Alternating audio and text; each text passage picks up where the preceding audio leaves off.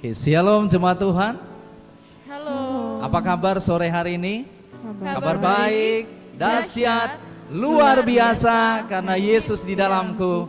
Luar biasa. Yes, yes, yes. Yang siap memuji dan meninggikan Tuhan, saya undang untuk bangkit berdiri. Coba lihat kiri dan kanannya, ya. Coba sampaikan sesuatu kata-kata. Apakah engkau memiliki masalah? Coba sampaikan.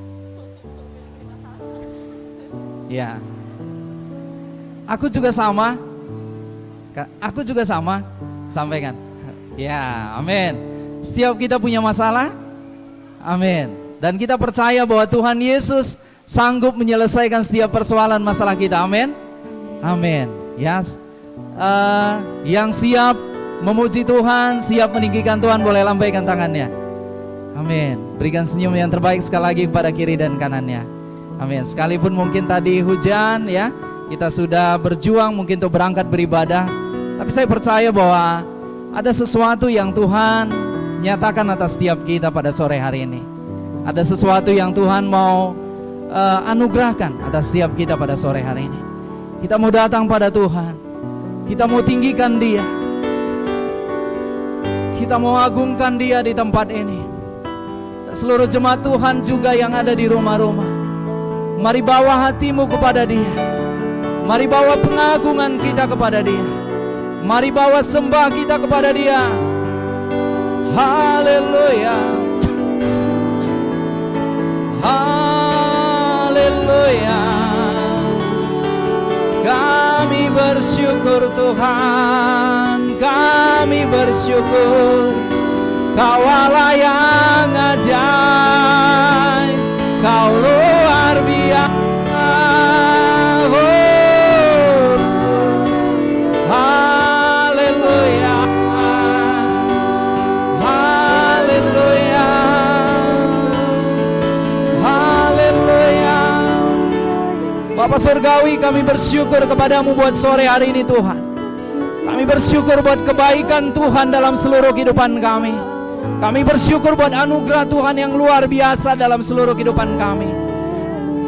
Mungkin banyak persoalan, pergumulan dalam kehidupan kami, tapi kami percaya di dalam Engkau kami akan melewati setiap masa demi masa bersama dengan Engkau Bapa. Karena kami percaya Kau Allah yang ajaib dalam seluruh kehidupan kami. Kami rindu pada sore Tuhan mengalami Engkau lebih dalam lagi, kedahsyatan Tuhan, mengalami keajaiban Tuhan dalam kehidupan kami. Mari bawa seluruh jemaat Tuhan pada sore hari ini Bapa, mengalami Engkau, mengalami pribadimu Tuhan, berjumpa dengan Engkau pada sore hari ini Tuhan. Haleluya. Mari kita katakan, Bapakku datang. Haleluya.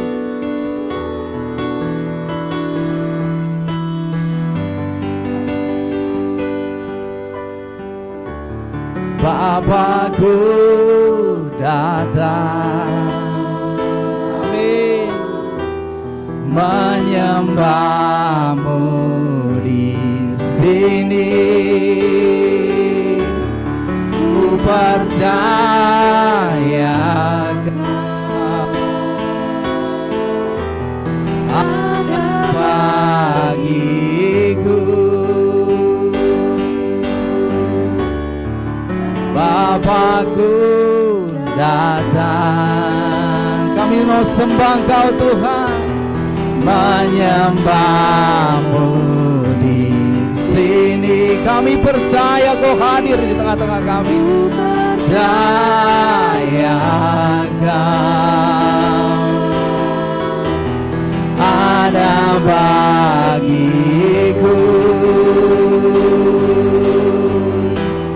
Tak usah ku takut, sebab Kau sertaku.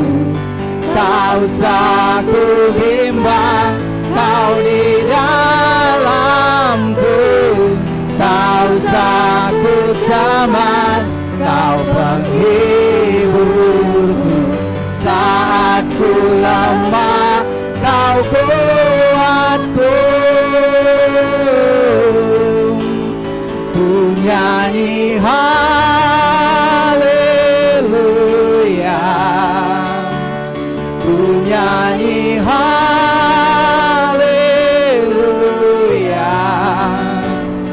Sungguh kau hebat, ajaib perkasa perbuatanmu. Nyanyi haleluya, ku nyanyi haleluya, ku nyanyi haleluya. Sungguh kau hebat, ajaib perkasa perbuatanmu di hidupku. Sekali lagi kita katakan, Bapakku datang.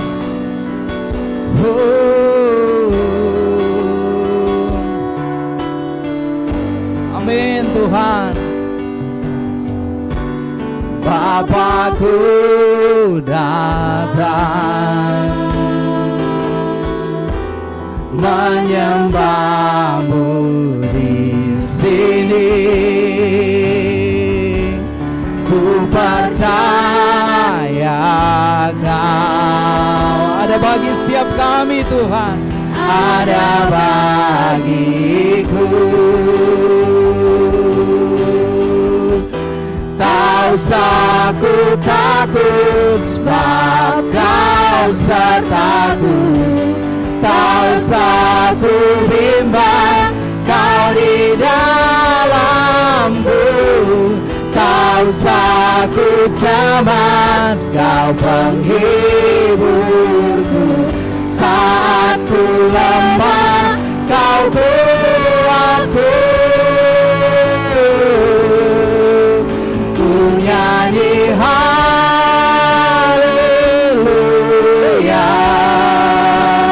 ku nyanyi haleluya. Sungguh kau hebat, ajaib perkasa perbuatanmu. Nyanyi haleluya, ku nyanyi haleluya, ku nyanyi haleluya. Sungguh kau hebat, ajaib perkasa perbuatanmu di hidupku.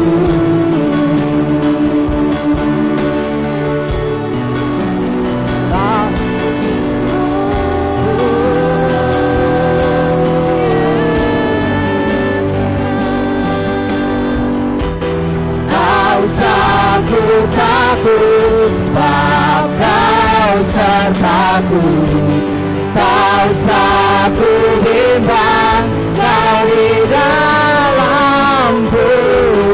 Tak usah ku cemas, kau penghiburku. Saat ku lemah, kau kuatku. Ku nyanyi haleluya, ku nyanyi haleluya.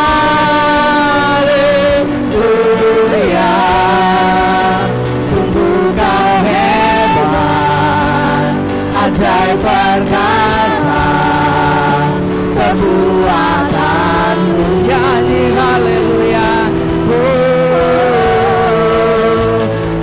nyanyi haleluya, nyanyi haleluya, nyanyi haleluya.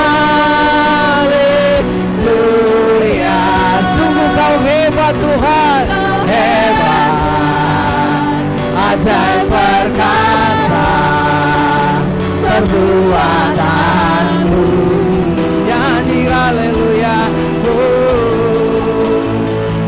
nyanyi haleluya, ku nyanyi haleluya. Sungguh kau hebat,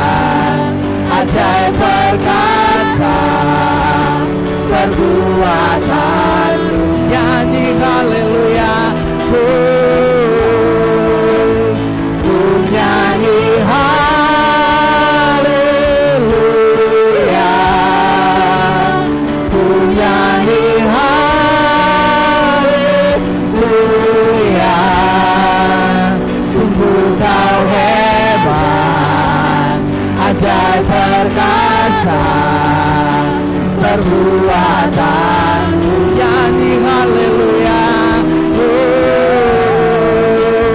ku nyanyi haleluya,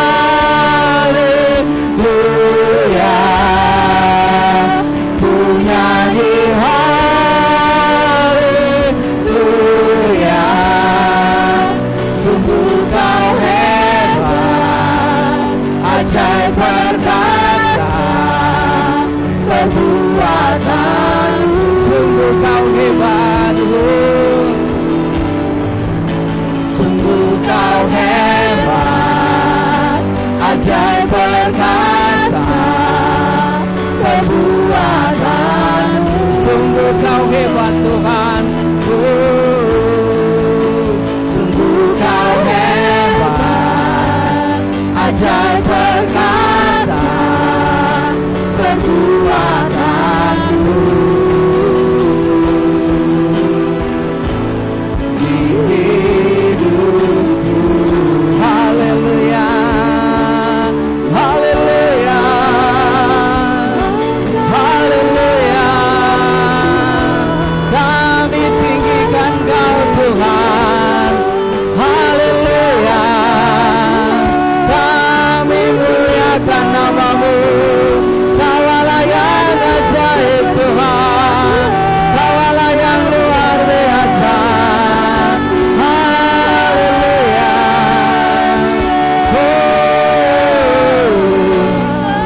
Kami bersyukur buat kasih-Mu Tuhan, kami bersyukur buat kebaikan-Mu.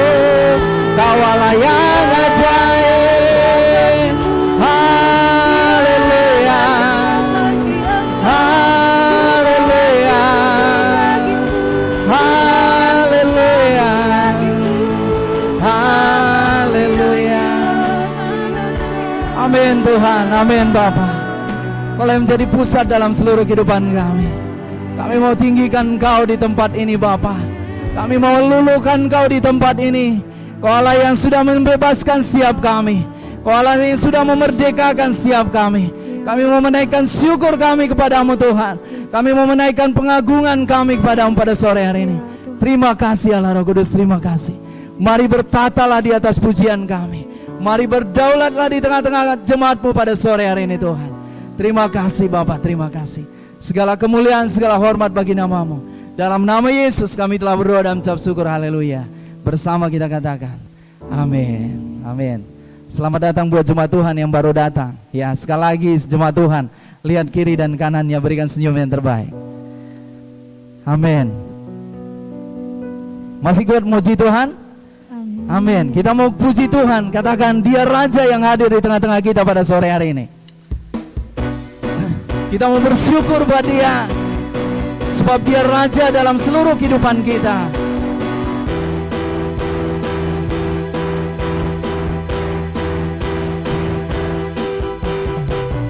Bersyukurlah kepadanya, bawalah pujian bagi Dia, karena Dia Raja, Dia yang perkasa. Tuhanlah kekuatanku, mazmur dan keselamatanku. Dia penolongku, yang beri hidupku. Kau yang berjaya, seluruh semesta sujud menyembah. Agunglah kebangkitan-Mu, mujizat telah terjadi. Junjung kasih anugerah-Mu, kekal teguh dan mulia. Masyhurlah kekuatan-Mu, Kau penyelamat hidupku. Kasih-Mu tiada tara, bertata Kau Tuhan Rajaku. Sekali lagi kita katakan, mari kita bersyukur buat Dia.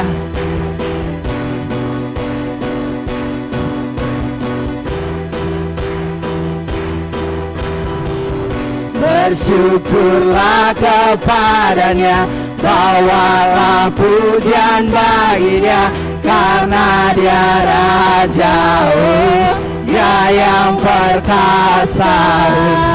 Tuhanlah kekuatanku, mazmur dan keselamatanku, Dia penolongku. Dia beri hidup, Dia beri hidupku.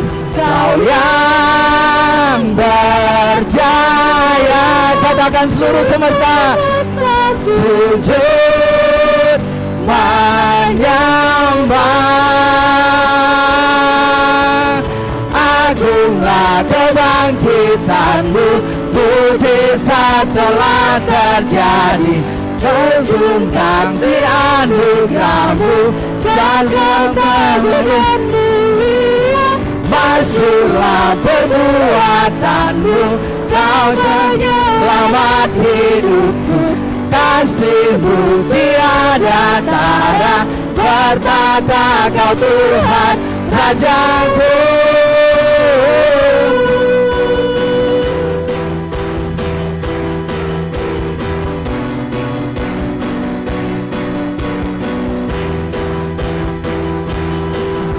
Kau yang berjaya, bersama-sama sujud menyembah.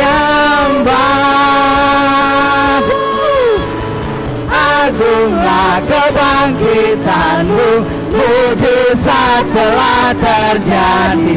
Junjung kasih anugerahmu, kekal teguh dan mulia. Masyhurlah perbuatanmu, Kau penyelamat hidupku. Kasih-Mu tiada tara, Kau tetap Tuhan Rajaku. Amin. Ku mau menjadi kuat, ku mau menjadi hebat Tuhan.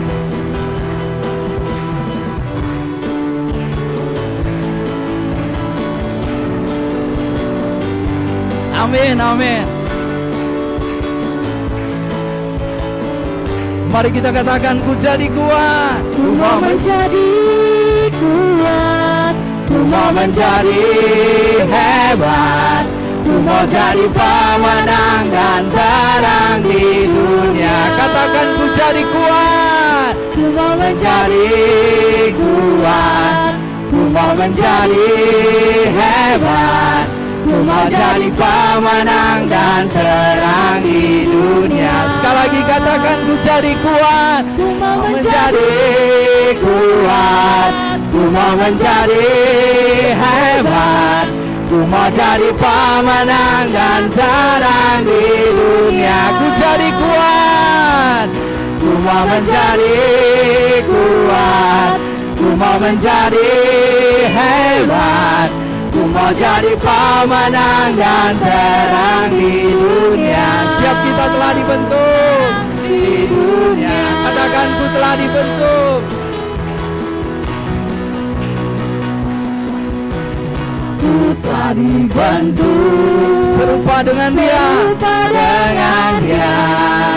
Dicipta dengan tujuan yang mulia. Setiap kita membawa terang Allah, membawa terang keselamatan dunia, menceritakan kebesaran namanya,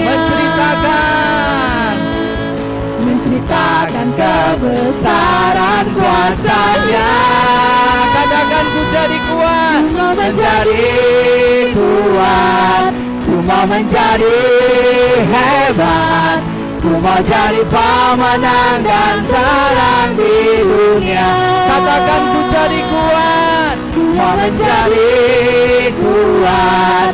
Ku mau menjadi hebat. Ku mau jadi pemenang dan terang di dunia. Katakan, ku jadi kuat. Ku mau menjadi kuat. Ku mau menjadi hebat. Ku mau jadi pemenang dan terang di dunia. Katakan, ku jadi kuat. Ku mau menjadi kuat, ku mau menjadi hebat, ku mau jadi pemenang dan terang di dunia. Terang di dunia, katakan terang di dunia, terang di dunia, terang di dunia, terang di dunia. Amin. Setiap kita mau menjadi terang di tengah-tengah dunia ini, amin. Dimanapun kita berada, dimanapun Tuhan menempatkan kita, kita adalah terang-terang Allah di sana, amin. Jemaat Tuhan, saya persilakan untuk duduk. Kristen sejak lahir tadi gitu ya, kemudian Kristen ya menerima Tuhan Yesus sebagai Tuhan dan Juru Selamat ketika mungkin ada penjangkauan ya atau ada PI ya sehingga dia convert gitu ya. Nah kemudian ya kita melihat gitu ya, ternyata di dalam kekristenan itu sendiri sesuai dengan tema kita sore hari ini ada yang namanya Kristen rohani dan Kristen agamawi. Kok bisa? Iya, karena dari dulu itu sudah ada di dalam Alkitab, Bapak Ibu. Makanya hari ini kita pastikan sama-sama Kristen rohaninya dicek gitu ya, kasih tanda cek. Kristen agamawinya disilang gede-gede. Oke, siap ya Bapak Ibu? Ya mungkin bagi beberapa telinga mungkin nggak enak nanti dengarnya. Tapi saya percaya bahwa ada roh Tuhan, ada hikmat Tuhan nanti yang akan menuntun kita semua. Supaya kita bisa paham, supaya kita bisa ngerti gitu ya. Oke, nah kekristenan sendiri itu apa sih? Ya nggak usah ribet-ribet, nggak usah cari tahu, nggak usah cari terlalu jauh gitu ya. Kekristenan itu sendiri, ya itu adalah gaya hidup, jalan hidup kita. Ngikut Kristus. Kristus udah kasih tuntunan buat kita. Jelas sekali. Tinggal ikutin toh. Ya. Tapi ngikutnya ini yang nggak gampang. Jadi kekristenan itu ya kalau kita lihat itu bukan semata soal ritual. Ritual upacara-upacara ya. Ada ibadah-ibadah. Tidak juga berbicara soal liturgisnya. Oh harus begini urutannya begini dari awal sampai akhir gitu ya. Bukan juga soal rutinitas, nggak berdasarkan jadwalnya. Bukan juga simbol. Ya. Fenomena yang sering terjadi yang saya temui, ini simbol atau identitas ini yang paling sering muncul. Kalau udah di rumahnya ada salib, kalau di rumahnya sudah ada lukisan atau kuningan Last Supper, perjamuan terakhir, fix sudah itu orang Kristen katanya. Ya. Tapi sebenarnya nanti kita akan lihat. Bukan bicara soal simbol, ya. Bukan rumahnya yang beragama Kristen, tapi yang paling penting adalah siapa yang tinggal di dalam rumah itu. Bukan mobilnya, bukan motornya karena ada stiker salib. Lalu lantas itu benar-benar luar biasa jadi orang Kristen. Enggak. Itu cuma motor, cuma mobilnya aja yang ditempelin. Tapi kita harus tahu di dalamnya ada siapa. Siapa yang naik motor itu? Siapa yang mengendarai mobil itu? Kemudian bukan soal eksistensi. Asal muncul aja. Ya, datang ibadah, oh ya, rajin. Datang komsel, ya. Ngisi-ngisi absen doang. Menuh-menuhin kursi. Enggak. Kekristenan kita tidak berdasarkan itu. Ya. Lalu apa? Nah, mari kita lihat. 2 Timotius pasal 3 ayat 1 sampai 5. Ya. Saya akan bacakan, ketahuilah bahwa pada hari-hari terakhir akan datang masa yang sukar. Manusia akan mencintai dirinya sendiri dan menjadi hamba uang. Mereka akan membual dan menyombongkan diri, mereka akan menjadi pemfitnah, mereka akan berontak terhadap orang tua dan tidak tahu berterima kasih, tidak mempedulikan agama, tidak tahu mengasihi, tidak mau berdamai, suka menjelekkan orang, tidak dapat mengekang diri, garang, tidak suka yang baik, suka mengkhianat, tidak berpikir panjang, berlagak tahu, lebih menuruti hawa nafsu daripada menuruti Allah. Ini kata kuncinya. Secara lahiriah mereka menjalankan ibadah mereka, tetapi pada hakikatnya mereka memungkiri kekuatannya. Jauhilah mereka itu. ada poinnya yang bisa kita ambil, ya. Bahwa akan datang masa yang sukar. Kemudian macam-macam sifat kelakuan manusia. Ada orang beribadah tetapi memungkiri kekuatannya. Dan yang terakhir, jauhilah orang-orang yang seperti itu. Kenapa dijauhi? Nanti akan ada sambungannya. Nah, ini yang menjadi penghiburan kita. Kita lanjut di ayat 12 sampai 17. Ya. Memang setiap orang yang mau hidup beribadah di dalam Kristus Yesus akan menderita aniaya. Sedangkan orang jahat dan penipu akan bertambah jahat.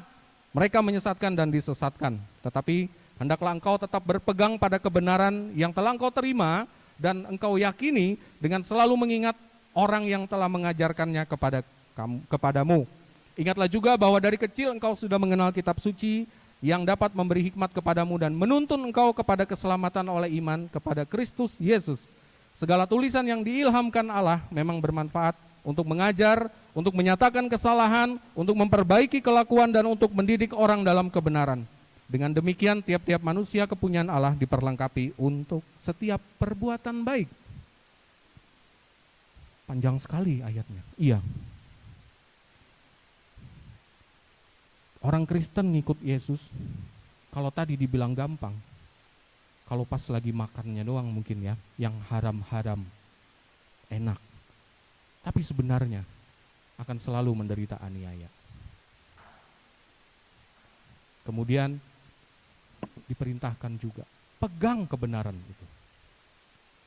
Makanya tadi saya tanya, yang Kristen sejak lahir, kemudian yang di tengah-tengah perjalanan hidupnya, memilih atau dipilih dipilih oleh Tuhan Yesus untuk menjadi anaknya. Ini yang harus kita pegang, ya. Kan dikatakan, ingatlah juga bahwa dari kecil engkau sudah mengenal kitab suci yang dapat memberi hikmat kepadamu dan menuntun engkau kepada keselamatan. Ya, pegang kebenaran itu. Kemudian ada hikmat, ada keselamatan. Ya. Terus ada tujuan dari firman Allah itu buat apa? Dan terakhir, ini tujuannya. Dengan demikian tiap-tiap manusia kepunyaan Allah diperlengkapi untuk setiap perbuatan baik. Ingat, perbuatan baik. Ya. Oke, berikutnya. Nah, apa sih agamawi? Apa sih rohani? Ya. Kalau rohani itu mungkin dibahas sudah sering gitu ya. Pasti yang baik-baik tadi dikatakan di 2 Timotius 17 tadi. Ya, sekarang agamawi. Nah, di Roma 10 ayat 1 sampai 3 gitu ya. Saudara-saudara, keinginan hatiku dan doaku kepada Tuhan ialah supaya mereka diselamatkan. Sebab aku dapat memberi kesaksian tentang mereka bahwa mereka sungguh-sungguh giat untuk Allah, tetapi tanpa pengertian yang benar. Sebab oleh karena mereka tidak mengenal kebenaran Allah, dan oleh karena mereka berusaha untuk mendirikan kebenaran mereka sendiri, maka mereka tidak takluk kepada kebenaran Allah. Ada garis bawah di situ. Ya. Agamawi. Giat untuk Allah, tetapi tanpa pengertian yang benar. Makanya tadi, kekristenan bukan soal ritual, bukan soal liturgi, bukan soal simbol, bukan soal apa tadi ya? Bukan soal eksistensi, ya, tapi tentang perbuatan yang baik, pengertian yang benar. Lalu berikutnya, tidak mengenal kebenaran Allah, mendirikan kebenaran mereka sendiri, tidak takluk kepada kebenaran Allah. Setiap orang yang hidup di dalam Tuhan, dia pasti pegang itu. Nggak mungkin dia ciptakan kebenaran dia sendiri. Iya toh? Dia undang roh Allah untuk berkuasa di dalam hidupnya, di dalam hatinya. Mungkin enggak? Karena roh Allah itu dia punya kebenaran sendiri. Enggak mungkin, pasti kebenaran Allah. Gitu. Ya. Nah, berikutnya. Matius 16 ayat 6 dan 11. 2 kali ditekankan di sini Bapak Ibu. Ya. Agamawi itu identik dengan orang Farisi dan Saduki. No. Berjaga-jagalah dan waspadalah terhadap ragi orang Farisi dan Saduki. Ayat 6, ayat 11 muncul lagi. Aku berkata kepadamu, waspadalah terhadap ragi orang Farisi dan Saduki. Pertanyaan berikutnya. Kayak orang ujian saja ya. Ini karena saya lihat mukanya tegang-tegang semua. Ya, ragi itu apa sih? Ada yang pernah bikin roti? Ya mungkin kalau Ibu Tresia, Kak Titi sering gitu ya bikin roti gitu. Buat apa sih ragi, Kak? Gitu. Buat ngembangin gitu ya. Supaya rotinya nggak bantet. Ya kan? Nggak lepek kayak rambut sebagian saudara-saudari, ibu-ibu dan saudari-saudari kita gitu. Tapi senangnya yang lepek-lepek gitu kan. Tapi kalau bicara soal roti, dikasih ragi dia ngembang. Ya. Kalau pernah jalan-jalan ke toko roti atau melihat hasil produksinya Ibu Tresia, Kak Titi gitu. Keren nggak kalau ngelihat roti ngembang gitu? Ya, kelihatannya gede gitu ya, besar, menarik. Bandingkan dengan roti yang tanpa ragi, lecek banget. Ya, dipencet pun nggak ada nggak ada mantul-mantulnya gitu. Tapi sebenarnya Bapak Ibu, ragi itu tidak menambah nilai gizi. Tujuan dia hanya untuk mengembangkan saja. Biar kelihatan gede, biar kelihatan menarik. Ya. Nah, kalau kita balik lagi. Menambah nilai gizi, kelihatan menarik, tapi minim faedahnya. Ya, itu ragi tadi. Nah, kemudian orang Farisi seperti apa sih yang jadi ragi itu di dalam kehidupan rohani? Nah, orang Farisi itu berasal dari kalangan Hasidim pada masa pemerintahan Yohanes Hyrcanus ya. Ini kalau ada sejarah sedikit. Nah, kemudian orang Farisi itu para ahli tafsir. Tradisi dari mulut ke mulut yang berasal dari para rabi gitu ya.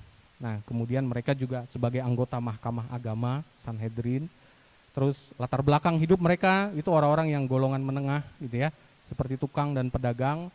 Kemudian mereka percaya kepada kebangkitan orang mati, tapi nanti ada bedanya, ya. Nah, jadi kalau di zaman dulu orang-orang lagi bermasalah, mereka datang kepada orang Farisi ini, cari nasihat, cari solusi, ya. Karena mereka orang terkemuka, mereka orang-orang yang menentukan benar atau salahnya. Ya, layak atau tidaknya. Luar biasa mereka. Karena mereka anggota Mahkamah Agama gitu ya. Jadi kalau sudah berbicara soal agama A sampai Z, bahkan kalau ada yang lebih dari Z, ini orang ini jagonya. Ya. Nah, kemudian orang Farisi ini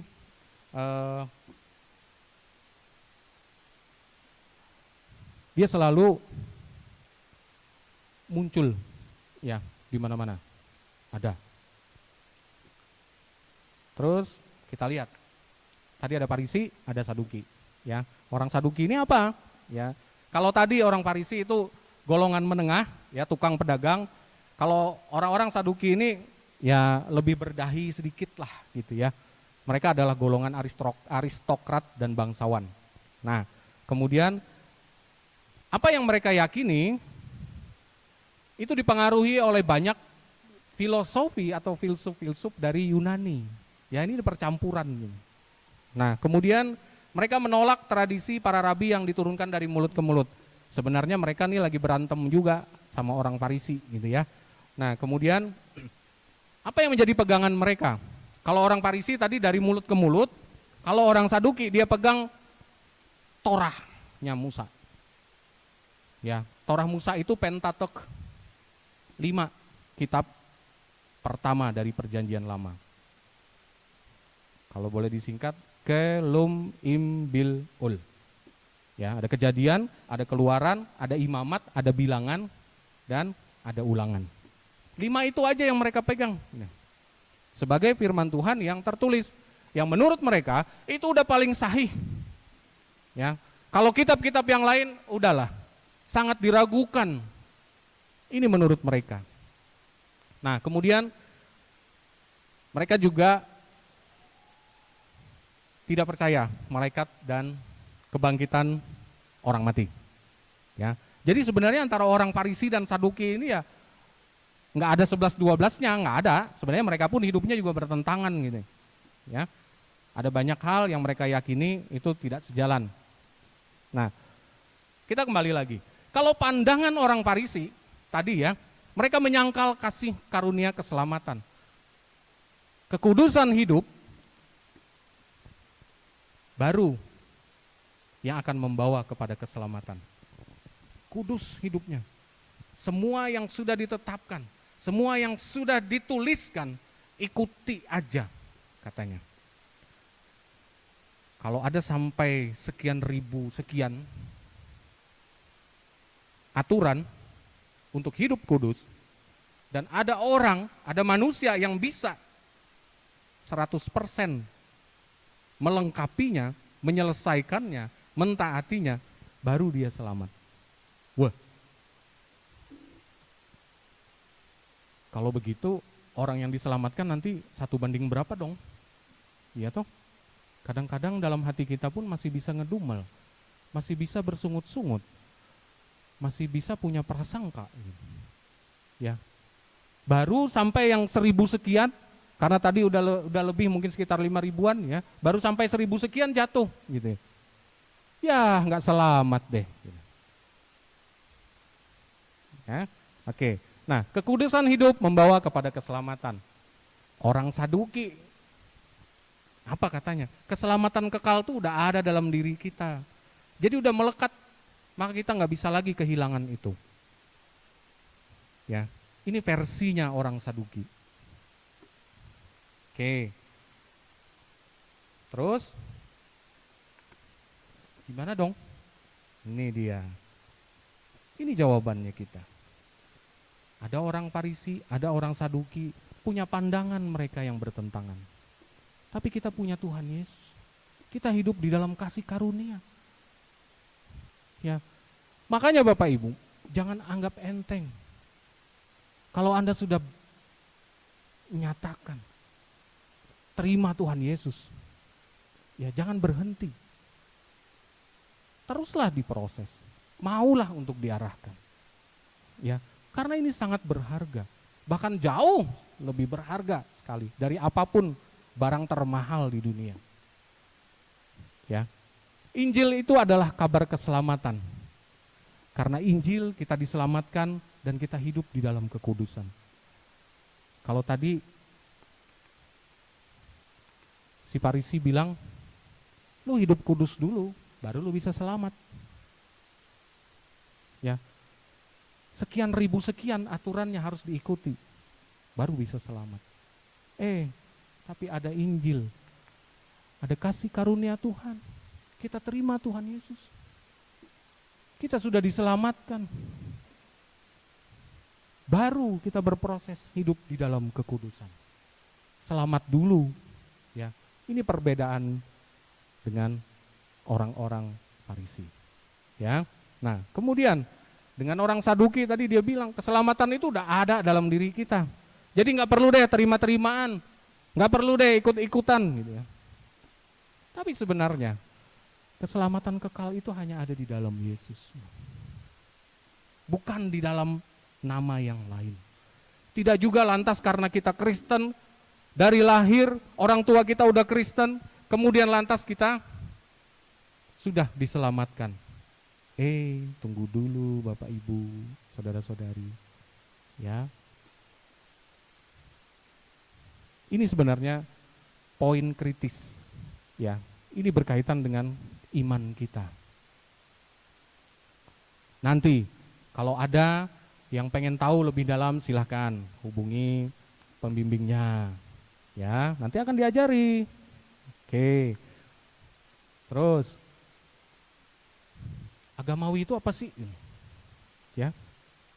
Tadi sudah itu sering dipraktekkan oleh orang Farisi dan orang Saduki. Nah, agamawi itu sendiri itu adalah warisan dari pola pikir yang terbentuk oleh Taurat. Kita bukan orang yang sudah selamat, melainkan orang yang sedang mengejar keselamatan, katanya. Orang-orang agamawi. Ya. Kemudian itu berupa kepercayaan, keyakinan atau anggapan bahwa keselamatan manusia itu hasil dari perbuatan salehnya, dari perbuatan baiknya, dari perbuatannya yang menuruti aturan sekian ribu tadi. Ya, baru selamat. Agamawi, ya kan? Nah, kemudian menjadikan ketaatan, menjalankan berbagai ritual, memenuhi jadwal ibadah, aturan gereja, perintah pendeta, dan segala ibadah lahiriah sebagai patokan dalam menilai seseorang takut Tuhan atau enggak. Sudah selamat atau belum? Sudah berkenan di hadapan Allah atau belum? Ya, itu sering dijadikan patokan.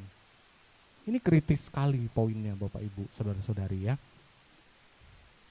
Nah, itu tentang agamawi. Bagaimana orang Farisi, bagaimana orang Saduki, terus apa yang diyakini oleh orang-orang agamawi, yang dilakukan oleh mereka.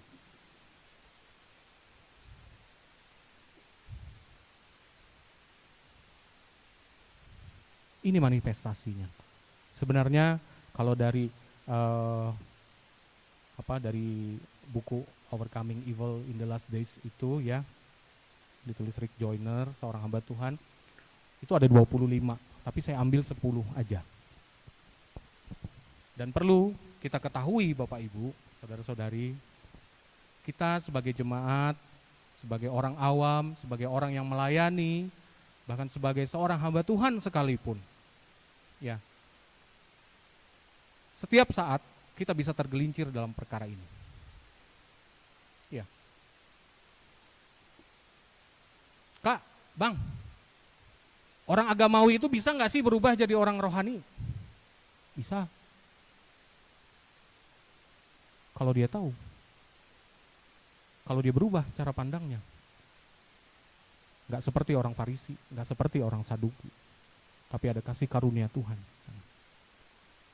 Terus orang yang rohani bisa nggak balik jadi agamawi?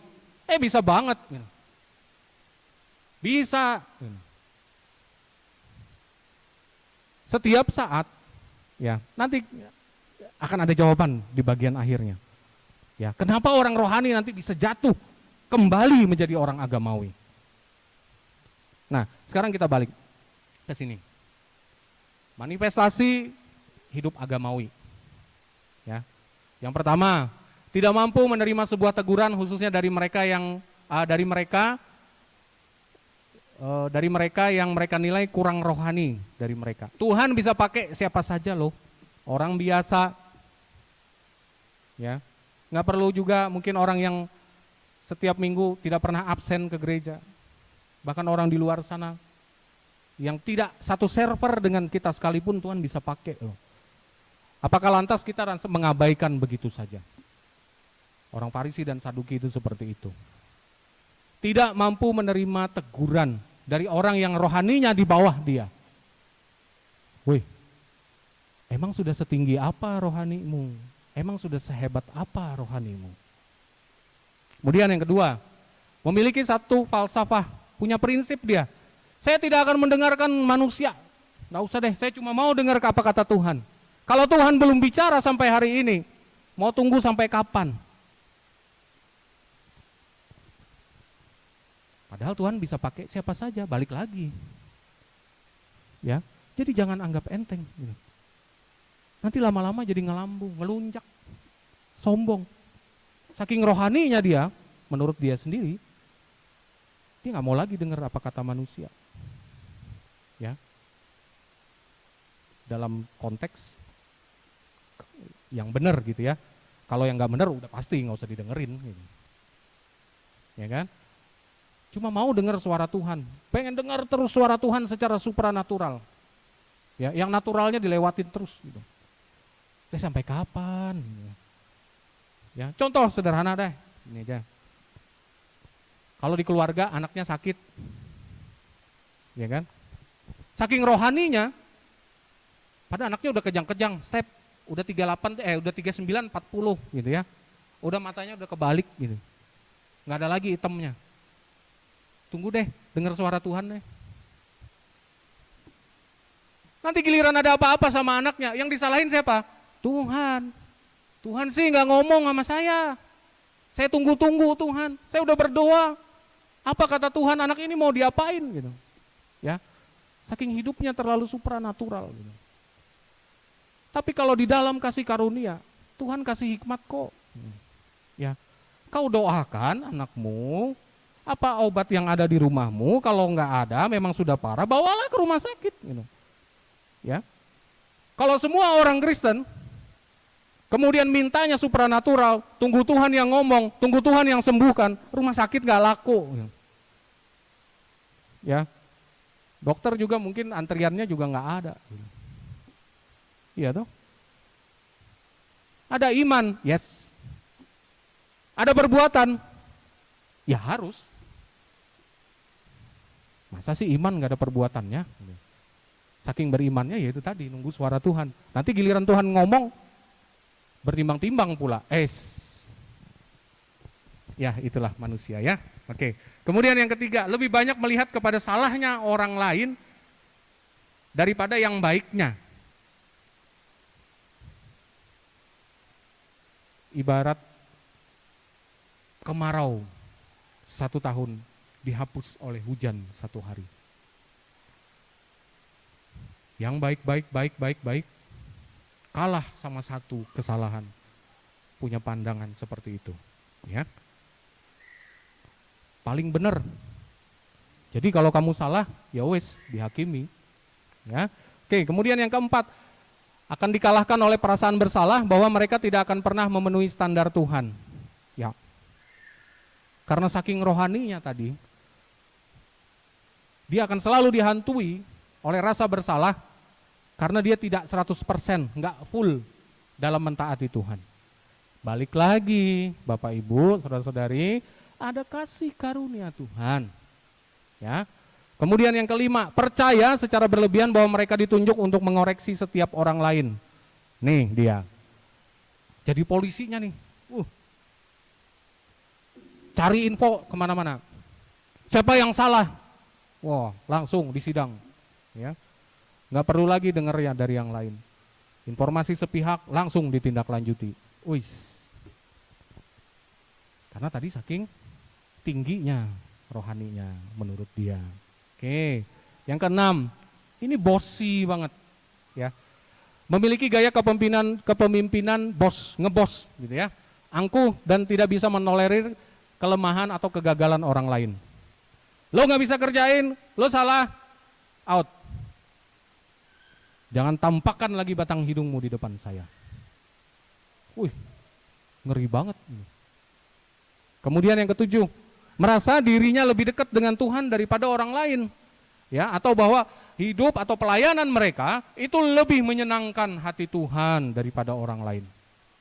Ya. Karena dia wira-wiri kemana-mana pelayanan. Ya. Setiap acara ada, muncul terus. Melayani, sibuk terus. Seolah-olah dia berasa paling berkenan, paling melayani Tuhan. Karena dia nggak muncul, oh berarti dia nggak sungguh-sungguh. Karena dia selalu datang terlambat, berarti dia nggak setia. Ya ada sih sebenarnya kita tetap melihat gitu ya. Tapi sebenarnya tidak apa yang terlihat secara kasat mata. Tetapi kita harus gali lebih dalam. Kita bisa, ya, untuk menegur, untuk mengingatkan, tapi dalam konteks tadi kasih karunia Tuhan. Setiap pribadi, setiap orang itu unik. Ya. Kenapa kita ada hari ini? Karena kita ada dipersatukan oleh Tuhan. 8. Merasa sombong dalam kedewasaan rohani dan disiplin mereka, khususnya dibandingkan dengan orang lain. Setiap orang sedang menjalani prosesnya masing-masing. Mereka bertumbuh di dalam pengenalan akan Tuhan. Ada orang yang bergerak 10 km per jam. Ada orang yang bergerak 50 km per jam. Ada yang bergerak 100 km per jam lebih. Monggo, silahkan. Jangan lantas yang 100 km per jam lalu menghakimi, sombong terhadap yang 10 km per jam. Tuhan datang bukan buat orang yang suci, yang benar, tapi Tuhan datang untuk orang yang berdosa, untuk orang-orang yang sebenarnya membutuhkan Tuhan. Ya. 9, mau melakukan sesuatu supaya dilihat atau dikenal orang lain. Sederhananya pencitraan, ya. Oke, kemudian yang 10, tidak mau menggabungkan diri dengan apapun yang mereka nilai tidak sempurna atau hampir sempurna. Ini paling gawat. Gak usah deh berteman sama dia deh. Badannya tatoan. Dia suka ngerokok. Dia suka nongkrong gak jelas. Ya. Sudah sesempurna itukah hidup kita di hadapan Tuhan? Kembali lagi, orang yang membutuhkan Tuhan, itulah yang harus kita jangkau, yang harus kita dekati, yang harus kita bangun hubungan. Tapi dengan satu syarat, jangan sampai kita ikut-ikutan seperti mereka. Ya, itulah sebabnya. Mengapa ada orang yang melayani anak-anak jalanan? Mengapa ada orang-orang yang melayani pemakai narkoba? Ada orang-orang yang melayani pemulung. Ya, di dalam ketidaksempurnaan mereka, Tuhan pengen nyatakan kesempurnaannya. Ya, apakah lantas orang yang melayani orang-orang di pinggir jalan, anak-anak terlantar, pemulung, ya, pemakai narkoba, itu lantas tingkatannya lebih rendah daripada orang yang melayani mahasiswa, melayani keluarga, melayani di dalam gereja? Enggak. Ya, kita ubah paradigma kita. Kita proses terus. Ya. Nah, sedikit apa itu rohani? Nah, mari kita lihat. Di dalam Efesus pasal 2 ayat 8 dan 9. Sebab karena kasih karunia kamu diselamatkan oleh iman, itu bukan hasil usahamu tetapi pemberian Allah. Itu bukan hasil pekerjaanmu, jangan ada orang yang memegahkan diri. Ya. Karena kasih karunia Tuhan, karena pemberian Allah. Jangan sekali-sekali Anda menganggap bahwa diri Anda lebih rohani daripada orang yang lain. Anda lebih hebat di dalam pelayanan Anda daripada orang lain. Kita sama-sama diberi oleh Allah. Kita sama-sama diberikan cuma-cuma. Bukan kita yang memilih dia, tapi dia yang pilih kita. Lalu apa, Bu, alasan kita untuk kita bermegah? Tidak ada. Ya. Kemudian di ayat 10. Karena kita ini buatan Allah, diciptakan dalam Kristus Yesus untuk melakukan pekerjaan baik yang dipersiapkan Allah sebelumnya. Ia mau supaya kita hidup di dalamnya. Ada keywordnya di situ. Ya. Diciptakan untuk melakukan pekerjaan baik dan hidup di dalam pekerjaan baik itu. Jangan sampai balik lagi. Jadi orang jahat. Jadi orang yang semena-mena. Seperti orang yang gak kenal Tuhan sama sekali. Yang gak ada roh Allah sama sekali di dalam hidupnya. Nah, ini jawabannya. Betapa pentingnya hidup rohani kita. Apa yang Tuhan mau? Ya. Jagalah, di Ibrani 12 ayat 15. Jagalah supaya jangan ada seorang pun menjauhkan diri dari kasih karunia Allah. Agar jangan tumbuh akar yang pahit, yang menimbulkan kerusuhan dan yang mencemarkan banyak orang. Selalu keywordnya saya kasih underline. Ya. Jangan ada seorang pun menjauhkan diri dari kasih karunia Allah.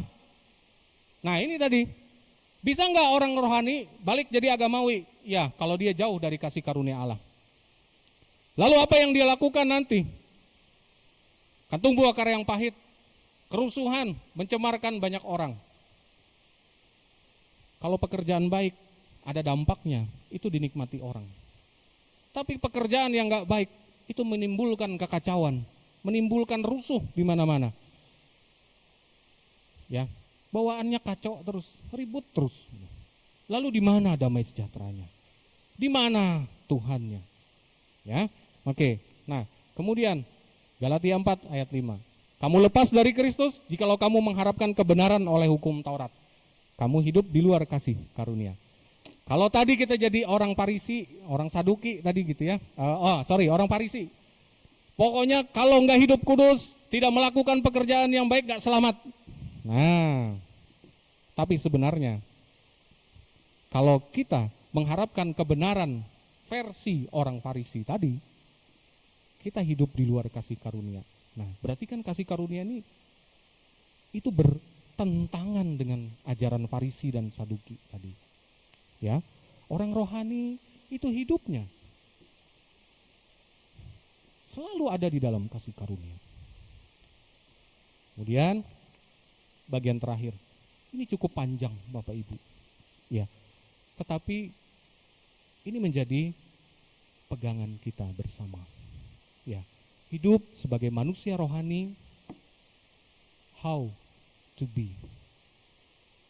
Bagaimana menjalaninya?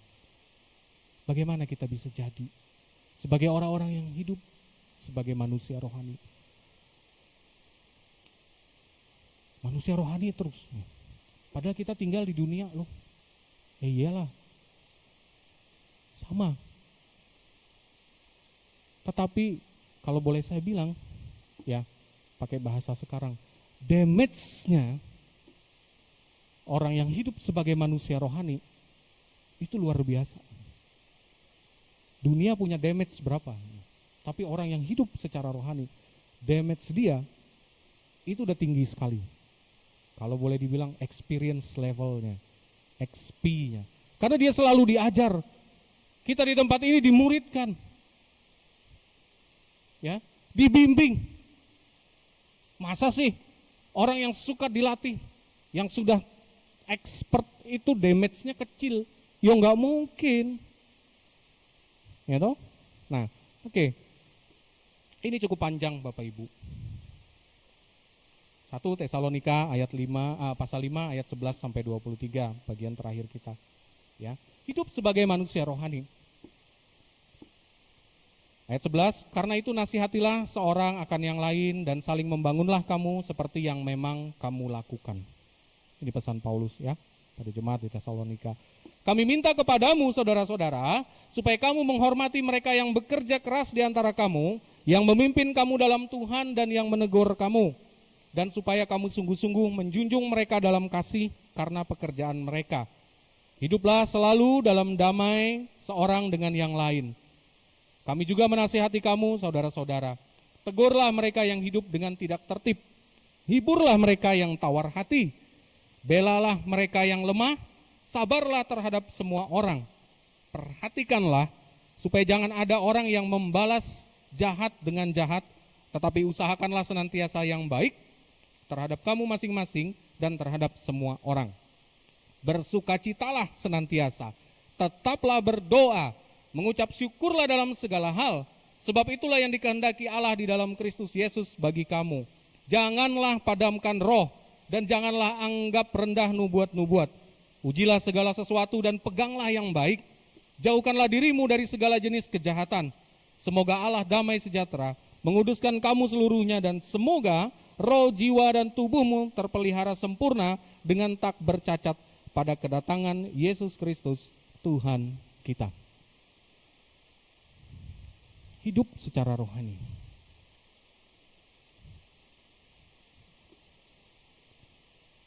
Berat? Ya. Susah? Iya. Tapi percaya, ketika kita hidup di bawah kasih karunia Tuhan, dan kita tahu how to be, untuk kita hidup sebagai manusia rohani, nikmatnya jadi orang Kristen itu luar biasa. Ya. Berarti ada syaratnya dong, Kak. Ada ketentuannya dong, Bang. Enggak. Kalau bicara syarat dan ketentuan, itu enggak ada habisnya. Ya. Tapi kalau kita berbicara tentang kasih karunia, segala sesuatu yang jahat, segala sesuatu yang berbau agamawi akan runtuh, akan diselesaikan dengan kasih karunia. Yesus sudah disalib. Itu sudah undebatable. Nggak perlu diperdebatkan lagi. Udah final. Udah selesai. Udah finish. Jadi sekarang tentang bagaimana kita hidup sebagai manusia rohani. Tentang bagaimana kita hidup di dalam kasih karunia Tuhan. Menjadi orang-orang yang berbeda ya dari dunia. Karena kita ada di dalam kasih karunia tadi. Mari Bapak Ibu, Saudara-saudari, kita sebagai orang, sebagai jemaat, ya, pasti akan selalu berhadapan dengan hal-hal yang berbau agamawi ini. Ya, pasti akan selalu mengalami perkara agamawi ini. Tetapi kembalilah sadar. Ujilah segala sesuatu. Apakah itu benar-benar yang Tuhan mau? Kasih karunia Tuhan tidak terbatas. Siapapun kita hari ini, apapun yang kita kerjakan hari ini, saya percaya kita semua akan dibentuk Tuhan untuk menjadi orang-orang yang hidup dengan perspektif rohani, dengan cara pandang Kristus, melihat bagaimana cara kerjanya Tuhan di dalam hidup kita. Ada yang ragu nggak? Atau ada yang merasa ya direfleksikan lagi, oh iya, saya kena juga nih roh agamawinya, saya kena juga nih, ya. Mintalah kepada Tuhan supaya Tuhan benar-benar kasih yang murni, yang tulus, yang benar, yang berkenan itu kepada kita. Ya. Ada dua profesi yang paling sulit di dunia ini menurut saya. Yang pertama menjadi guru. Ya, guru, ada guru di sini ya. Nih. 1, 2, ada lagi? Ada, ya guru ya termasuk dosen lah ya. Ya. Hati-hati dengan guru atau dosen. Salah ngajar dampaknya luar biasa. Ya. Termasuk juga secara rohani, jangan dianggap enteng. Ya. Kemudian yang kedua, itu jadi hakim. Ya. Jadi hakim itu gawat gitu. Di kepanjangan tangan Tuhan, suara Tuhan, keadilan, tempat manusia mencari keadilan. Wakil Tuhan di muka bumi katanya. Ada hakim nggak di sini? Ya. Oke. Kalau Tuhan tetapkan kita sebagai orang yang bisa mendisiplinkan, gunakan itu dengan bijak. Selalu di dalam tuntunan Tuhan. Jangan sedikit-sedikit nanti ditegur, agamawi banget, paling rohani banget, berasa paling sungguh-sungguh sudah. Padahal dia begini begitu loh. Ya. Terus kalau jadi guru, jadi orang yang membimbing, ngajarinnya juga hati-hati Bapak Ibu, saudara-saudari. Ya. Kalau ada hal yang tidak Anda mengerti, silahkan one level up. Tanya ke atas. Ada pembimbingnya, tanya PKS. PKS-nya ada, tanya ke atasnya lagi. Ya. Itu kalau nggak ngerti. Jangan mencari kebenaran atau membuat kebenaran sendiri. Nanti balik lagi, ya itu tadi lah. Ya toh, Kristen rohani balik lagi jadi agamawi. Karena dia bangun kebenaran dia sendiri. Nah, hati-hati. Gitu ya. Oke. Bisa semua Bapak Ibu? Ya. Ini kalau mau tunjuk-tunjukkan gawat juga gitu ya. Tapi ya wes lah, ngomonglah sama diri kita sendiri gitu. Saya akan terus bertumbuh sebagai seorang Kristen rohani. Siap? Oke, kita akan lihat, kita akan bersama-sama bertumbuh. Mari kita berdoa. Terima kasih Tuhan, Kau besar di tengah-tengah kami saat ini, bahkan di sepanjang hidup kami ya Tuhan. Dan kami tahu Engkau tidak henti-hentinya mengajar kami, mengingatkan kami, dan terus mendukung kami di dalam proses pertumbuhan iman kami untuk mengenal Engkau, mengasihi Engkau, dan terus menyenangkan hati-Mu Bapa. Terima kasih Tuhan untuk kebenaran firman-Mu, bahwa kami untuk terus disempurnakan seperti Engkau yang sempurna itu Bapa. Kami bersyukur Tuhan, inilah hidup kami dan kami percaya kasih karunia daripada Tuhan, itulah yang akan terus menyertai hidup kami, pelayanan kami, segala pekerjaan, studi dan usaha kami sekalipun ya Tuhan. Terima kasih Bapa, terima kasih Tuhan. Yesus, haleluya. Bapa, sentuh hatiku, ubah hidupku menjadi yang baru, bagai emas yang murni. Kau membentuk bejana hatiku, Bapa, ajarku mengerti sebuah kasih yang selalu memberi, bagai air mengalir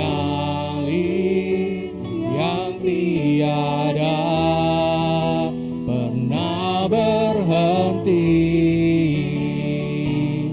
Bapa, sentuh hatiku, ubah hidupku menjadi yang baru, bagai emas yang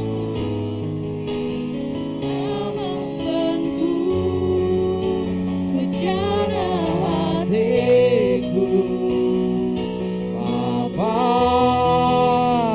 ajarku mengerti sebuah kasih yang selalu memberi, bagai air mengalir yang tiada pernah berhenti, bagai air mengalir, bagai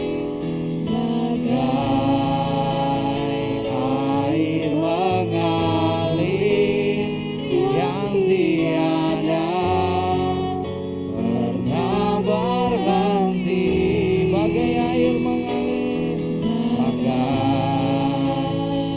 air mengalir yang tiada pernah berhenti. Haleluya. Bapak, terima kasih Tuhan, Kau sudah mengingatkan setiap kami jemaat-Mu Tuhan pada sore hari ini, supaya benar Tuhan, kami boleh menjadi orang-orang yang mengikuti Engkau seturut dengan apa yang Tuhan kehendaki. Jadikan kami Tuhan, saat kami mengenal kebenaran firman-Mu, biarlah sungguh Tuhan apa yang menjadi perkataan kami sesuai dengan apa yang kami lakukan dalam kehidupan kami Tuhan. Dan biarlah sungguh Tuhan, kami juga boleh dalam kami menegur orang-orang di sekitar kami Tuhan, kami boleh menegur dengan kasih Tuhan, tidak dengan penghakiman Tuhan. Kami berdoa kepadamu Tuhan, Tuhan terus membawa gerejamu Tuhan kepada gereja yang menyenangkan hatimu, masuk dan lebih lagi Tuhan, menjadi gereja yang menggenapi, menyelesaikan apa yang menjadi panggilanmu dalam seluruh kehidupan kami. Kami boleh menjadi gereja yang bergerak dalam kasih karunia Tuhan. Terima kasih Tuhan, karena kami tahu Tuhan, semua karena anugerah-Mu dalam seluruh kehidupan kami. Kami bersyukur buat semuanya Tuhan, bersyukur buat anugerah-Mu dalam kehidupan kami. Bapak, sebentar kami memberikan persembahan kami, Tuhan yang memberkati setiap tangan-tangan yang beri dengan sukacita, dengan berlipat-lipat kali ganda. Terima kasih Allah Roh Kudus, segala kemuliaan, segala hormat bagi nama-Mu. Dalam nama Yesus kami telah berdoa dan mengucap syukur. Haleluya. Amin.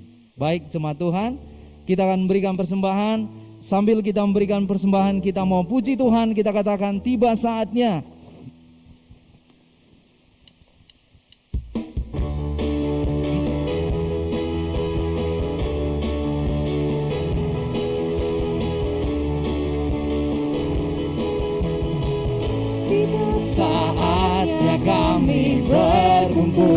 bersatu dari semua suku dan bangsa. Kami berdiri Tuhan, berdiri di hadapan tata anak domba. Satu suara menyatakan keselamatan dari Allah yang duduk dan bertata. Kami naikkan pada anak domba. Pujian kami Tuhan, pujian dan kekuatan, hormat dan kekuasaan, kemuliaan bagi Dia selamanya. Saya undang seluruh jemaat Tuhan untuk bangkit berdiri. Seluruh jemaat Tuhan untuk bangkit berdiri, saya undang. Dari setiap suku dan bangsa, mari kita puji Tuhan. Berdiri di hadapan tata anak domba, satu suara menyatakan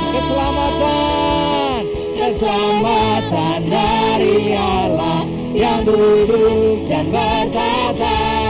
Kami naikkan pada anak domba. Mari beri pujian dan kekuatan, hormat dan kekuasaan, kemuliaan bagi Dia selamanya. Keselamatan dari Allah yang duduk dan bertata. Kami naikkan pada anak domba. Beri pujian buat Dia, pujian dan kekuatan, hormat dan kekuasaan, kemuliaan bagi Dia selamanya. Kemuliaan bagi Dia selamanya. Kemuliaan bagi Dia selamanya. Amin, amin. Amin, segala kemuliaan bagi Tuhan.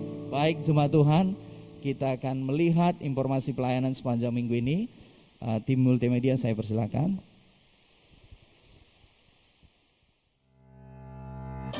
Shalom jemaat Tuhan. Selamat datang dan selamat beribadah di Gereja Kristen Kemadat Banjarbaru. Kami juga mengucapkan selamat datang bagi Bapak, Ibu, dan saudara-saudari yang baru pertama kali mengikuti ibadah bersama dengan kami. Berikut, kita akan menyaksikan informasi pelayanan sepanjang 1 minggu ke depan. Komsel Anak akan dilaksanakan pada hari Sabtu 1 Oktober pada pukul 16.00 WITA di Jalan Palam Trikora.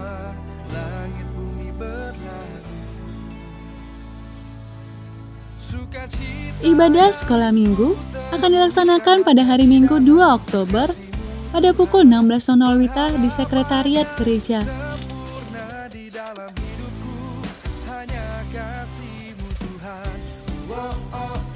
Komsel pelajar akan dilaksanakan pada hari Sabtu pada pukul 13.00 WITA di Komplek Mustika Indah nomor 28.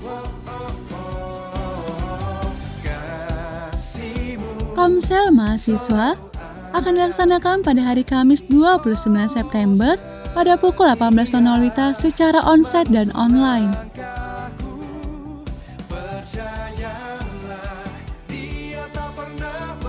Komsel profesi akan dilaksanakan pada hari Jumat 30 September pada pukul 19.00 WITA secara onsite di Jalan Sapta Marga.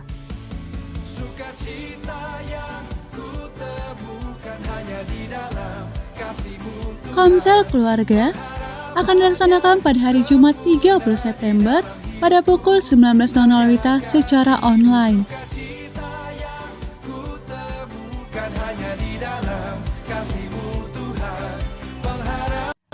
Selanjutnya, kita akan menyaksikan informasi ulang tahun jemaat dan ulang tahun pernikahan. Selamat ulang tahun kepada Saudara Fernando Yeremia pada tanggal 2 Oktober. Terus antusias di dalam Tuhan dan diberkati menjadi berkat.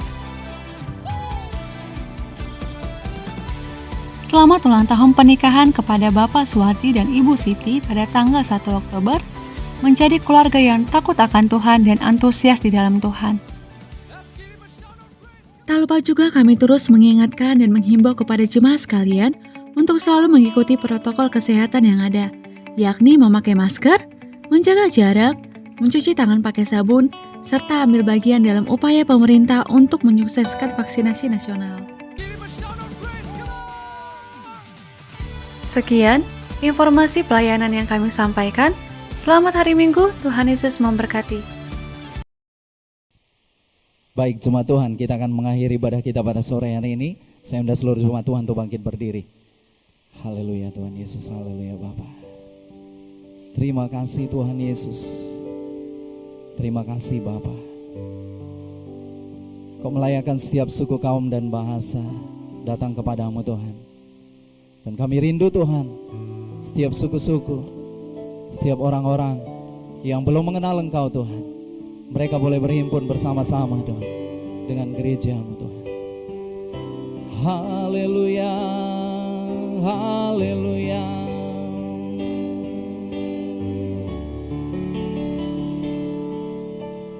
Besar dan ajaiblah karya-Mu,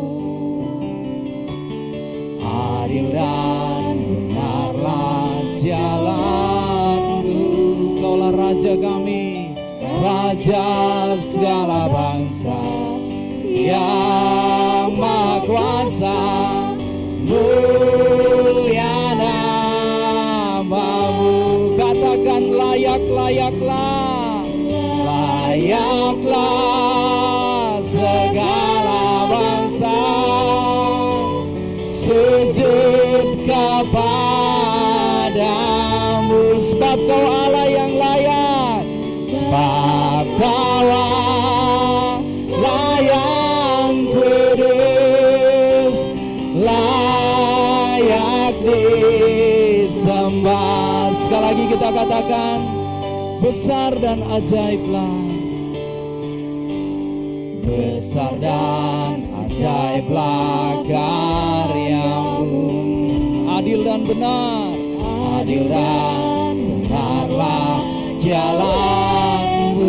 Dialah Raja segala raja, Raja segala bangsa, yang Maha Kuasa, mulia nama-Mu. Katakan layak, layaklah, layaklah segala bangsa sujud kepadamu. Amin.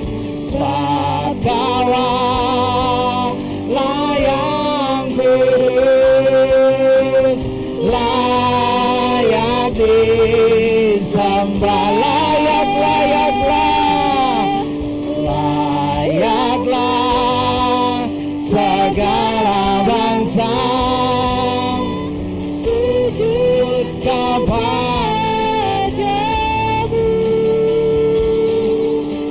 Sebab Kau Allah yang kudus, layak disembah.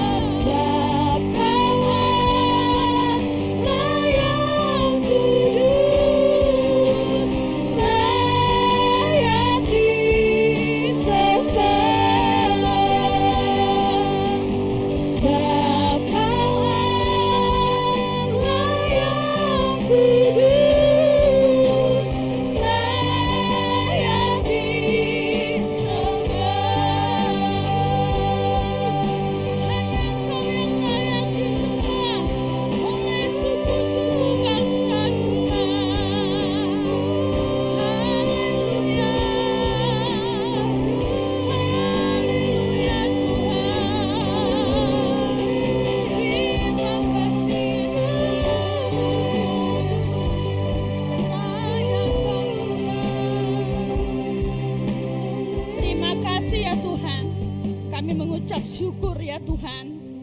Kalau Tuhan sudah pilih kami terlebih dahulu Tuhan. Namun kami tahu Tuhan, Engkau memilih kami dengan suatu tujuan, supaya kehidupan kami bisa mempermuliakan nama-Mu. Kehidupan kami bisa memberitakan kabar baik kepada suku-suku bangsa ya Tuhan. Mari Tuhan, bawa pakailah gereja-Mu di tempat ini Tuhan, supaya keberadaan kami di Kalimantan Selatan, keberadaan kami di Banjarbaru ya Tuhan, bisa menjadi pembawa kabar baik bagi suku-suku yang ada di Kalimantan ini ya Tuhan.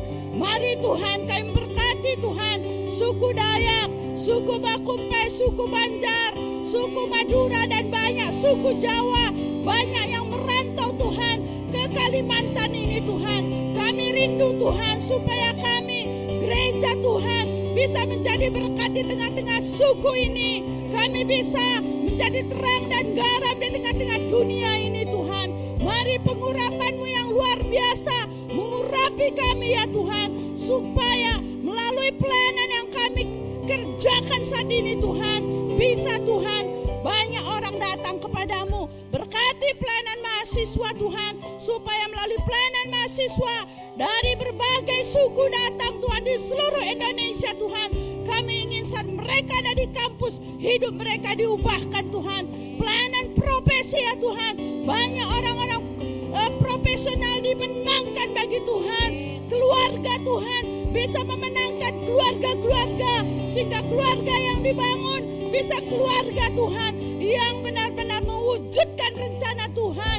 Pelayanan anak-anak ya Tuhan, Engkau tolong semua pelayanan pelajar Tuhan, semua pelayanan kami ya Tuhan, baik yayasan ya Tuhan, juga pelayanan misi Tuhan di kabupaten-kabupaten yang sedang kami rintis ya Tuhan, ke STA ya Tuhan, banyak orang yang menjadi ULB ya Tuhan, pergi Tuhan baik melalui pekerjaan ataupun disengaja Tuhan, karena kami tahu itu isi hati-Mu. Bawalah gereja-Mu di tempat ini Tuhan, mengerjakan Tuhan apa yang menjadi kerinduan-Mu Tuhan. Biar itu menjadi kerinduan kami. Terima kasih Tuhan, terima kasih. Tuhan, kami juga terus berdoa buat bangsa kami tercinta Indonesia ya Tuhan. Kami tahu Indonesia adalah pikiran-Mu, Indonesia dalam hati-Mu Tuhan. Engkau sedang Tuhan membawa pemulihan atas bangsa ini. Kami melihat Tuhan sedang mentransformasi Tuhan pemerintah kami ya Tuhan. Mari Engkau terus bekerja Tuhan di dalam pemerintah kami ya Tuhan. Mari kami berdoa ya Tuhan, supaya sungguh ya Tuhan, dalam kondisi sekarang ini Tuhan, kami berdoa supaya pemerintah kami bisa dapat menanggulangi inflasi, dan segala kebijakan-kebijakan yang dibuat itu bisa terlaksana dengan baik. Kami berdoa supaya seluruh masyarakat Indonesia mendukung apa yang sudah ditetapkan oleh pemerintah kami ya Tuhan. Dan kami berdoa supaya tidak ada Tuhan oknum-oknum mencari kesempatan Tuhan dalam kebijakan ini, dalam nama Yesus Kristus Tuhan. Kalau masih ada orang-orang oknum Tuhan yang memanfaatkan kebijakan ini untuk mencari keuntungan, kami berdoa supaya Tuhan pemerintah kami ada pengawasan yang ketat ya Tuhan, supaya apa yang pemerintah kami rancangkan itu berhasil di dalam nama Yesus. Kami juga memberkati program pemerintah kami tentang ketahanan pangan. Kalau dunia mengatakan sedang krisis pangan, kami berdoa karena buat bangsa kami. Tuhan, mari campur tangan-Mu yang ajaib, supaya saat krisis pangan melanda dunia, kami berdoa supaya berkat berlimpah-limpah atas Indonesia. Program pemerintah ketahanan pangan di berbagai tempat Tuhan, dan semua Tuhan yang sedang dilaksanakan Tuhan, bimbingan-bimbingan kepada masyarakat, kami berdoa supaya semua buat berhasil dalam nama Yesus. Tuhan, ketahanan pangan bisa berlipat-lipat hasilnya dalam nama Yesus, sehingga saat krisis melanda dunia, negara kami berkelimpahan Tuhan dalam pangan dalam nama Yesus Kristus. Karena Tuhan kami serukan atas bangsa ini, karena gereja-gereja Tuhan di seluruh Indonesia berdoa buat bangsanya. Kami percaya Tuhan kami terus bekerja atas bangsa ini. Kami berdoa buat peradilan Tuhan di negeri kami ya Tuhan. Mari kalau Engkau sedang mentransformasi Tuhan pengadilan tinggi, Tuhan Mahkamah Agung, kami berdoa campur tangan Tuhan bekerja di sana ya Tuhan. Supaya setiap Tuhan kegelapan, orang-orang yang masih mencari kepentingan, semuanya perbuatan mereka Tuhan bisa ketangkap dan mereka diadili sehingga ada efek yang jerah di dalam nama Yesus. Kami juga terus memberkati aparat keamanan kami juga yang Tuhan sedang bersihkan. Mari Kau terus bekerja secara luar biasa supaya ada perbaikan-perbaikan di hari-hari ke depan. Mari pakai kami semua gereja-Mu di tengah hal-hal yang mungkin bagi kami itu Tuhan pemerintah Tuhan atau pejabat-pejabat yang kami harapkan Tuhan, anggota dewan yang kami harapkan untuk memperjuangkan Tuhan kepentingan masyarakat, tapi mereka mencari kepentingan. Mari pakailah mulut kami untuk kami tidak bersumpah serapah. Jauhkan daripada kami seperti dunia ini ya Tuhan. Tapi biarlah perkataan mulut anak-anak Tuhan, mulut gereja Tuhan tetap menyuarakan suara Tuhan, melawan setiap perkataan-perkataan yang daripada si jahat, sehingga perkataan yang benar Tuhan, berkat Tuhan atas bangsa kami terjadi dalam nama Yesus. Terima kasih Tuhan, ini kami gereja-Mu Tuhan. Kami sungguh berdoa Tuhan, supaya keberadaan kami di Kalimantan Selatan, keberadaan kami di Banjarbaru berdampak dalam nama Yesus. Berkati setiap pelayanan dalam 1 minggu ini ya Tuhan, supaya semuanya mengerjakan Tuhan dengan segenap hati, dan jiwa-jiwa yang Tuhan percayakan untuk kami gembalakan. Berikan kami hikmat untuk mengembalakan mereka, sehingga mereka bisa menjadi dewasa secara rohani. Mereka terhisap kepada visi gereja di tempat ini, sehingga kami bisa mengerjakan lebih lagi jangkauan lebih luas Tuhan, bagi kemuliaan nama Tuhan. Terima kasih Tuhan, terima kasih. Kami serahkan seluruh hidup kami sepanjang 1 minggu ini Tuhan. Berkati pekerjaan kami, rumah tangga kami, segala sesuatu Engkau berkati. Jadikan kami menjadi tanda ajaib-Mu di tengah-tengah dunia ini, supaya Allah yang kami sembah, Allah bisa dikenal oleh orang-orang di sekitar kami. Terima kasih Tuhan. Kami akhiri pertemuan ibadah ini. Kami serahkan seluruh hidup kami dalam perlindungan kuasa Tuhan. Mari jemaat Tuhan, kita mengangkat tangan kita terima berkat daripada Tuhan. Tuhan yang melindungi kita, Tuhan yang memberkati kita dengan berlimpah-limpah.